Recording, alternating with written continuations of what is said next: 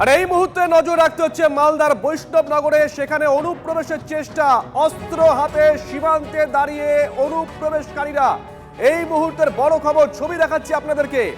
মালদার বৈষ্ণবনগরের ঘটনা, অনুপ্রবেশের চেষ্টা, সেখানে অস্ত্র হাতে সীমান্তে দাঁড়িয়ে অনুপ্রবেশকারীরা। সুখদেবপুরে উত্তেজনা ছড়িয়েছে। কি অবস্থা সেখানকার, সুব্রতোষের কাছ থেকে জানবো। সুব্রতোষ। হ্যাঁ দেখো শুভজিৎ, সুখদেবপুরে বারবার এই ধরনের ঘটনা ঘটেছে এবং এইবার আবার সেই একই রকম। মূলত যখনই ফেন্সিং করার বিষয় থাকে, যখনই কাঁটাতার লাগানোর ব্যাপার থাকে, তখনই কিন্তু এই বাধা দেওয়া হয়।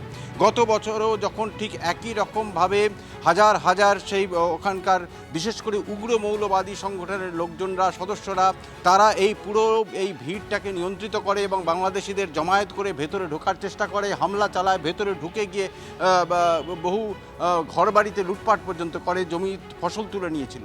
এবং সেখানে গ্রামবাসীরা, সুখদেবপুরের গ্রামবাসীরা, তারা কিন্তু রাত জেগে পাহারা দিয়েছে। বিএসএফ তৎপরতায় সেখানে পিছু হটে।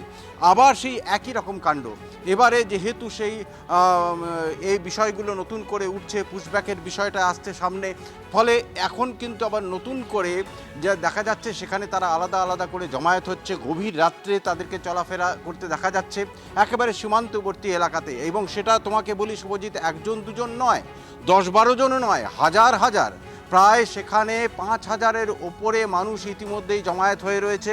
এবং তারা কিন্তু গভীর রাতেও তারা সেখানে আনাগোনা করছে। তারা কারা, এই নিয়ে প্রশ্ন উঠেছে। ইতিমধ্যেই তারা বিএসএফের সঙ্গে ঝামেলার জড়াতে চাইছিল। বিএসএফ কোনো ক্রমে বিষয়টাকে এখনও পর্যন্ত সামাল দিয়ে রেখেছে। একটা সৌজন্যতা দেখিয়ে তারা কিন্তু সেই রকমভাবে কোনো স্টেপ নেয়নি। কিন্তু ইতিমধ্যেই উচ্চ পর্যায়ের একটা বৈঠক তাদের মধ্যে হয়েছে এবং তারা কিন্তু কঠোর সিদ্ধান্ত নিচ্ছে, দৃঢ় সিদ্ধান্ত নিচ্ছে যে কোনো মূল্যেই হোক এরপরে কিন্তু সেখানে কাঁটাতার বসানো হবে, মানে সুখদেবপুরে কাঁটাতার বসবেই। ইতিমধ্যে রাজ্য সরকারের তরফ থেকে জমি অধিগ্রহণের যা প্রসিডিওর সেগুলো কিন্তু হয়ে গেছে। ফলে নতুন করে কোনো সমস্যা নেই। যেটা পূর্বতন সরকারের ক্ষেত্রে হচ্ছিল, রাজ্য সরকার জমি দিচ্ছিল না, কিন্তু এখন সেটা কিন্তু স্পষ্ট হয়ে গেছে। ফলে সেখানে কোনো সমস্যা নেই। একই সাথে পুলিশের ভূমিকাও প্রশংসনীয়। বিএসএফের সাথে হাতে হাত লাগিয়ে পুলিশ কিন্তু বাধা দিচ্ছে যাতে গ্রামবাসীদের উপর কোনো রকম হামলা না হয়। গ্রামবাসীরা নিজেরা আমাদের সঙ্গে রয়েছেন প্রাক্তন বিএসএফ কর্তা সমীর মিত্র। সমীর বাবু, শুভজিৎ রয়েছে, সুব্রত আমাদের সহকর্মী রিপোর্টিং করছিল লাইভ।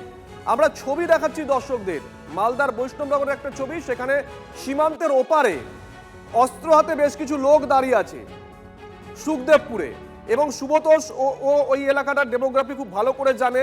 ও রিপোর্টিং করছিল, ও বলছিল বারবার যখনই ফেন্সিং দেওয়ার প্রসঙ্গ ওঠে বা বিএসএফ ওখানে একটু কড়া নজরদারি দেয়, বিএসএফ ওখানে গিয়ে ফেন্সিং লাগানোর চেষ্টা করে, তখনই নাকি এই ধরনের অশান্তি ওখান থেকে এরা করে থাকে অনুপ্রবেশকারীরা। এটা কি কোনো রকম মনস্তাত্ত্বিক চাপ তৈরির চেষ্টা? না, এটা খালি মনস্তাত্ত্বিক নয়, এটা একটা বাস্তব সত্য। আচ্ছা, কারণ সুখদেবপুর যেটা রয়েছে কিংবা বৈষ্ণবনগর, এই দুটোই ইনফিল্ট্রেশন প্রোন এবং অত্যন্ত নটোরিয়াস বর্ডার। এখানে যেটা এই যে ফেক কারেন্সি কিংবা অন্যান্য যে স্মাগলিং, সেগুলোও কিন্তু এখান থেকে, এই এরিয়ার থেকে জেনারেলি হয়। উল্টো দিকে হচ্ছে রাজশাহী বর্ডার। এখন এই যেটা করা হয়েছে, হয়তো ওদের কোনো উদ্দেশ্য আছে কিংবা ভবিষ্যতে ছিল, অতীতে ছিল কিংবা এখন বর্তমানে আছে, তাদের কাছে কোনো উদ্দেশ্য যে হাতিয়ার নিয়ে ওভার পাওয়ারিং করে বিএসএফ মেম্বারদের ওরা কোনো এরকম ভাবে কোনো কাজ করতে চেষ্টা করবে। কিন্তু সেই জায়গায় আমাদের যারা বিএসএফ রয়েছেন এবং আমাদের যারা ওখানকার স্থানীয় জনসাধারণ, প্রত্যেকেই যেন একত্রিত হয়ে থাকেন। এবং এই ধরনের কোনো ইয়ে হলে যে সিভিলিয়ানরা বিজিবি বিএসএফ এর মধ্যে হয়, ঠিক আছে, বাট বিজিবি সেখানে নেই, আর সেখানে সিভিলিয়ানরা এসে হাতিয়ার নিয়ে আমাদের উপরে তড় পাবে, সেটা তো মেনে নিতে পারি না। তো সেই জায়গাটায় ওখানে যারা কমান্ডার আছেন ইন বোথ দ্য সাইড, বিজিবিকে ডেকে ওদের বলে দেওয়া উচিত বিএসএফ এর যে দেখো এইভাবে করছে, তোমার ইয়েতে যদি এটা উদ্দেশ্যটা কি। আমরা কিন্তু এই ধরনের কোন রকম হাতিয়ার নিয়ে, কারণটা হচ্ছে যে ওই যে হেসো, তারপরে বললম, এগুলো ওরা নিয়ে ঘোরাফেরা করে। আর এই জায়গা, ধন্যবাদ আপনাকে সমীর বাবু, অসংখ্য ধন্যবাদ। এই মুহূর্তে আমাদের সঙ্গে রয়েছেন বিজেপি বিধায়ক এবং অবশ্যই প্রাক্তন এনএসজি কর্তা দীপাঞ্জন চক্রবর্তী। দীপাঞ্জন বাবু, শুভজিৎ রয়েছি। আপনাকে বাস্তব পরিস্থিতি আমরা দেখাচ্ছি, আপনাকে একটা রাজনৈতিক প্রশ্ন করি।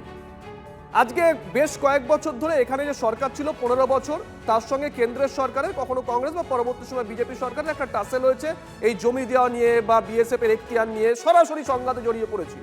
কিন্তু এখন এ রাজ্যে সরকারের পরিবর্তন হয়েছে। এ রাজ্যে সরকারের পরিবর্তন হওয়া, কেন্দ্রের সরকারের সঙ্গে সমন্বয় রেখে কাজ করা, তার সুফল তো আমরা নিশ্চয়ই আগামী দিনে পাবো নাকি? এই ধরনের ছবি তার ভবিষ্যতে দেখতে হবে না আমাদের, দীপাঞ্জন বাবু? নিশ্চয়ই নিশ্চয়ই, কিন্তু আপনি যদি এটা দেখেন, শুধু এই তৃণমূলের 15 বছর নয়, এর আগের বামেদেরও শেষ 10 বছরে অন্তত এরা সাংঘাতিক বিরোধিতা করেছে বর্ডার সিকিউরিটির জন্য। এখন ডেফিনেটলি আমাদের মুখ্যমন্ত্রী মাননীয় শুভেন্দুবাবু যে পদক্ষেপগুলো নিয়েছেন, বিএসএফ কে জমি প্রদান থেকে শুরু করে integrated border management system implement করা, কোঅর্ডিনেশন করা স্টেট পুলিশ, ডিস্ট্রিক্ট বিএসএফ এর যে সমন্বয়, যেটাকে আমরা অ্যাকচুয়াল রাজ্য সরকার, কেন্দ্রীয় সরকার, বিএসএফ, স্টেট পুলিশ, ডিস্ট্রিক্ট পুলিশ, এই যে কোঅর্ডিনেশনটা নিশ্চয়ই সুফল দেবে।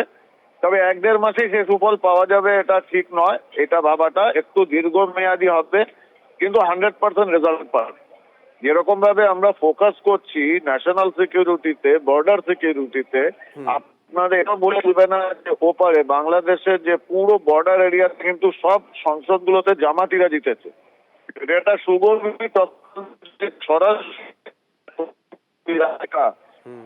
মমতা ব্যানার্জি হাত ছিল, ওপার বাংলা জসিমউদ্দিন রহমানের সঙ্গে হাত দিয়ে ওপার বাংলায় জামাতিরা জেলাগুলোতে সংসদ হয়েছেন, আর এপার বাংলা বুঝতে পেরেছি দীপাঞ্জন বাবু, একটু যান্ত্রিক গোলযোগ হচ্ছিল, কিন্তু আপনার কথা মোটামুটি আমরা যতটা বুঝতে পারলাম, অবশ্যই 1-1.5 মাসে না হলেও ভবিষ্যতে অবশ্যই সেই সুফলটা পশ্চিমবঙ্গবাসী তথা ভারতবাসী পাবে, এটা আশা রাখা যেতেই পারে।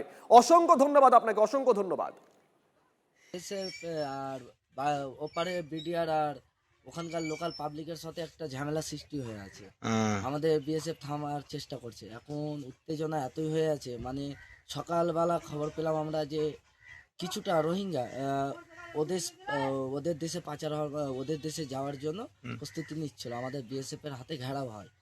ঘেরাও হওয়ার পর হঠাৎ দেখছি যে ওদের গ্রাম পাশে যেটা গ্রাম রয়েছে বাংলাদেশের, হঠাৎ চাঁপাইনগর গ্রাম যেটা বলছে চাঁপাইনগর গ্রাম, হঠাৎ করে এসে ঘেরাও করে আমাদের বিএসএফ এদেরকে ঘেরাও করছিল। তো আমাদের বিএসএফ কে উত্তেজনায় থামতে পারেনি। গ্রামবাসী এখন অনেক বিক্ষোভ করছে আর অনেক ঝামেলা সৃষ্টি করছে।